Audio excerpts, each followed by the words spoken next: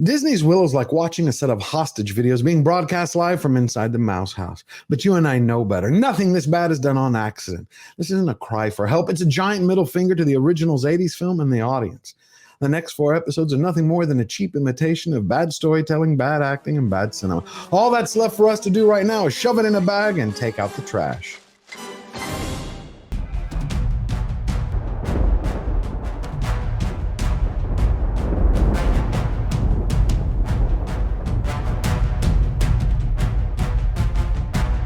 Disney hit the woke pipe so hard that their production crews now lather on the sunscreen to tan in the moonlight. What's going on, everybody? I hope all of you are having a glorious weekend, my friends.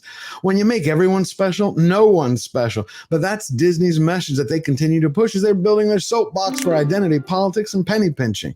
See, you got these cheap costumes and these lazy one-liners of MCU knockoff dialogue that make the cast sound like they're from 2022 LA. Tell us something only the real Borman would know. Okay. You two have totally got the hearts for each other. So I'm gonna need you to get your shit together? Hold your respect, Your Majesty. But no shit. Fined 2 credits for violation of the verbal parameter. But the simple problem is that the Mouse House build Willow as a love letter to fantasy. And all we see, it's a byproduct of Disney's obsession to imitate the CW. So this isn't a fantasy adventure. This isn't even Willow. This is Willowdale, a dumbed-down afternoon soap opera drama for teenagers that sidelines the namesake of the show, castrates all the men, and turns them into second-fiddle players that have to wait to be rescued by the real men, which are the teenage girls. And that's all to satisfy a production crew of uneducated gender studies PhDs who are addicted to animating a wooden cast of pimple-popping woke warrior Pinocchios. So what you have in episode 4's Whispers of Nockmar is that the series finally proves that it has no clue what it's about or who its audience is. You get this one-night pit stop in Bavmorda's supposedly spooky castle, which tempts fans of the original movie with some nostalgia bait that they don't pay off, while simultaneously taunting new audience members to go search online for a vacation package to a future out-of-service Disney theme park ride. So the core of the story really revolves around trying to heal Tony Revolori's Graydon from a magical possession. Help you anymore. And the castle pretty much is like window dressing to flesh out all the minor characters that no one really gives a damn about. Okay, don't touch the evil goo. Stay out of the high tower. Everybody got that? I just gotta say I'm feeling really energized and optimistic about this exorcism. You got Borman, who spends the majority of his time trying to bond with Jade over her trauma of having to kill her stand-in father figure, Valentine, in between trying to open the vault door, which leads to absolutely nothing except to distract the audience from ever figuring out that there's nothing going on in the episode. A few moments later. Ah! Fiddlesticks! I hate you all! Then you have Ruby Cruz's kid, who gives every tween girl a heart boner, showing them that they too can act like the manly man she is when she declares that she's going to have to kill Graydon if he's not healed in time. And if this ritual doesn't kill him, I'll have to. Uh-huh. And so, of course, you got these confused writers in the writer's room who are pretty much rejects from America's Got Talent that showrunner Jonathan Kasdan seems to get for a wholesale price because he has more screenwriters than you actually have episodes in the series. And they all decided to ratchet up the romantic tension between Kit's rainbow unicorn princess and Hollywood's intersectional freckled Jesus Savior Jade. There's definitely something very wrong with this castle, all right? Yet in between all the moaning, in between all the member berries, we still have Ellie Bamber's insecure chosen one, Laura Dannon, who takes every opportunity to upstage and humiliate Warwick Davis's Willow. In the end, what we have is this motley crew of misfits who whittled down all the real magic from the original cult classic film into a Domino's promotional pizza commercial for a poorly made Harry Potter clone. Willow defeated her using the Fiberace obliteration or something. And now he's gonna use it to kick your ass. What's really interesting is when a studio wants a quick rewrite that's shot fast and cheap, they bring in a whole staff of oxygen wasters to write a shoe leather episode.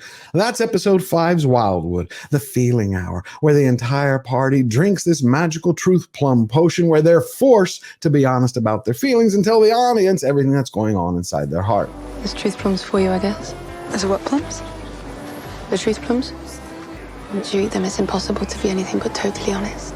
You can't just have your characters announce how they feel. That makes me feel angry. You have Disney's version of Willow announces to Graydon that he's really worried that he's going to be discovered to be a con, that he's an aging, talentless hack. Willow Ufgood here is terrified that one day he'll be discovered as the aging, talentless hack that he really is. And then you have Kit, who tries to lip lock with Jade before she's taken by trolls. And have been for some time. In love with you. And in about 10 seconds, I'm gonna kiss you.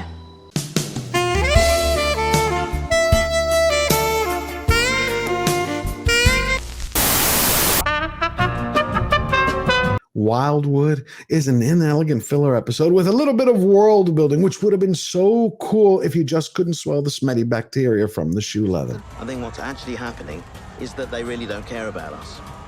But Jonathan Kasdan, he wasn't done yet with his 50 Shades of Cringe. He injected that tired trope of the misunderstood villains. You all remember the Bone Reavers? Those are the bad guys who wear the human skulls for masks.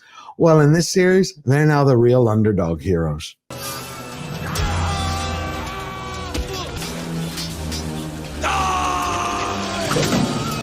Freedom, rebellion, passion and joy. Till the break of dawn!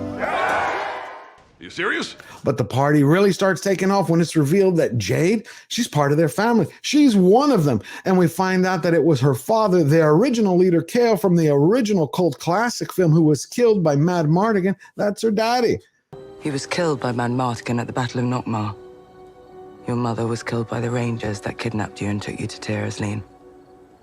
So the writers add insult to injury by treating the audience like they're in a coma, having the party join the raucous festivities with the mass murderers who just killed their companion back in episode 1. We're all in this together now. I swear you will not survive.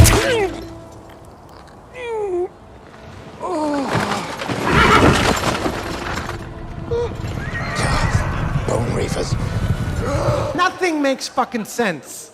But it gets even better than that. You have Queen Sorsha raise Jade alongside her own kids, Kit and R. Yet Jade has a British accent, and her other two kids have an American one. But the real cherry on top is when you have Alora Dannon moseying around, not very much like the prophesied Messiah she's supposed to be, but more like a mess of hair who's manic and running her mouth like a beauty pageant champion who just lost her crown to a drag queen on prom night. I'm using my mind to remove that stick from your butt. Is it working? No. Disney is so focused on drowning the mouse in shallow diversity that they forgot to actually include real diverse characters. Unlike the film, remember, you had Nelwyns, you had these funny, filthy fairies, you had wizards, you had a baby, you had a swashbuckler, and a whole colorful cast of characters. What do we have in this series? You have Queen Sorsha, who has her only remaining heir, Kit, go out to rescue her son with a pack of pimple poppers, and then have a wizard who's admitted he's a con, and an adult fighter who's spending all his time trying to audition for the eventual reboot of the Magic Mike franchise. New Head & Shoulders Supreme Series with Moroccan Argan Creme. So I get dandruff-free hair. This is episode 6, The Prisoners of Skellen, and it has two redeeming qualities. It's called Christian Slater playing Allagash, who's a former adventure buddy of Mad Mardigan's, and you have Val Kilmer's Mad Mardigan, who's voiced by his son Jack to his former wife Joanne Whalley, who's actually playing Sorsha. But see, this is the jailbreak episode where the whole party breaks into a mountain to rescue Kit and Willow from the clutches of a bunch of bad trolls.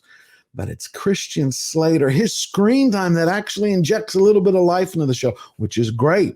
Yet on the other hand, his very presence is what underscores that he's surrounded by an entire crew of an uncharismatic cast, and they're either shown to be a nepotism hires or they're extortionists who have goodie bags of good grief hanging over the heads of the production executives. Either way, it's very bad. What we do discover is that Disney continues to humanize monsters. Monsters aren't monsters anymore. The trolls in the original film used to be these snarling fiends, and now they're sentient beings who learn from the old crone how to mine and make this magical elixir. But before we can get out without a migraine headache, we're forced by Disney to endure a few more CW Riverdale moments. When you fought your way out the last time and slaughtered all those trolls, you went right out the front? When I said slaughtered, I didn't actually mean slaughtered. More like I slaughtered their pizzazz. Their what? You have Kit, who has this jealousy temper tantrum over the fact that her daddy, Mad Mardigan, focused all his love and energy and attention on the chosen one of Lord Dannon instead of her. So we get daddy issues again. And then we get to the cliffhanger, which of course revolves around Kit again. And I think this is like the second, third time. I lost count by this point. But now we're going to the Beyond the Shattered Sea. That's the 7th and penultimate episode of the series. That's the checklist episode, where the audience is reminded for the 100th time what every character's story and goals are. So you got this motley crew of misfits. They spend almost the entire hour walking across the Shattered Sea to get to the Immemorial City. So you know what that means. We're going to need the requisite training episode.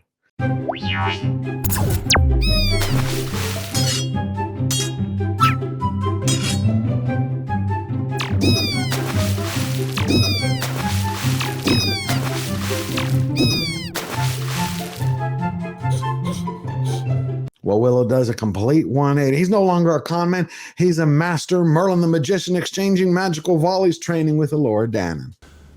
You think that's air you're breathing now?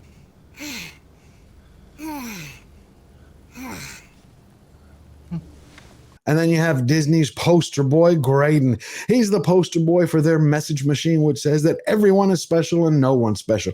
He wished to be a mage, and boom, like that, he's now casting spells, also training with Laura Dannon. And we finally find out who Borman is. He's not just a guy who's cracking bad jokes at the end of every sentence. He's the real MacGuffin of the series with him and his Lux Arcana.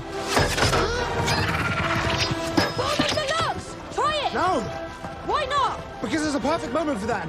This isn't it. And on the other side of the world in the Immemorial City, we have Arik, Prince Arik, who's being made fun of by a teenage girl. Not about it. No. Actually, I'm the Prince of Tears. You want to scrub some laundry on my abs? Actually, I didn't. First of all, I don't sound like that. Yeah, you kind of do. I kind of. But you know what really got my goat? It's the fact that they introduced this character, Zeb. He's played by Julian Glover. If you remember him from Indiana Jones and The Last Crusade fame. He injects nihilism into the series. Well, we're all phantoms in the dream of some vindictive god suffering from a spot of indigestion. See, now I think that's a horrible message for kids. You want them to know, hey, there's no right, there's no wrong, there's no up, there's no down, there's no good or bad, everything is an illusion. No, you even start hearing these ruminations from the children of like, you know, everything that they're going through, all their failures are their parents' problem. It's a disgusting message, but it's on par for Disney because that's their mantra. They want to demoralize the audience because they view all the viewers as nothing more than drooling cows. If they can shove anything into their mouth and they're going to chew it and happily turn over their credit card numbers. So what do I think of episode 7? At the end of the day, it's a collection of 60 minutes worth of great shots of scenery. And they are. They had some grand cinematography in it because it shows the power of using physical effects and practical locations. They shot the whole thing there in Wales on the Pinion Sands. It's beautiful. It's just too bad that you didn't have a real showrunner, a real cast, a real screenwriter, and a true director. If they did, we'd all be praising it now. So if you want this kind of dreck to stop, all you got to do is continue voting with your heart and your wallet and send them a message that we never bow down, we never bend the knee, always forward.